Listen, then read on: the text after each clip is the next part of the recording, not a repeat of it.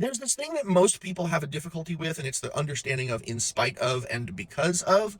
And I think this is, a far more exceptional issue when it comes to conservative people, MAGA people.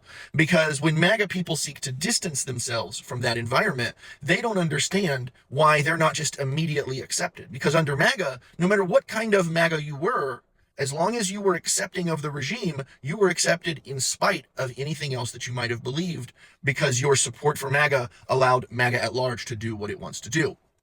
And it's maybe you're pro queer rights, maybe you don't have an issue with trans people, maybe you think that the current immigration situation, we should be taking a softer approach. It doesn't matter. Because you're okay with MAGA, you will be accepted in spite of those things, because MAGA gets to do whatever it wants to do. And the second that you leave and you come over into a more progressive space, just because you say, hey, I'm anti-MAGA now, you thought that being anti-MAGA was enough to be accepted, because you thought that that's all being progressive meant. You thought, because I'm anti-MAGA, in spite of everything else, these people accept each other for just simply being MAGA. And that's not the case.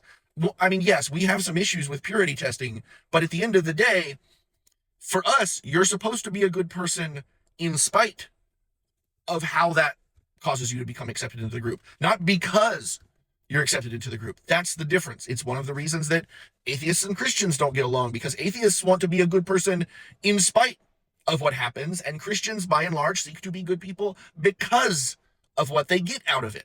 And until you understand truly what drives people to be for or against or to do the things that they do, certain people are going to keep looking at like, oh, I thought that I was just going to be accepted because this is what I truly believed you were.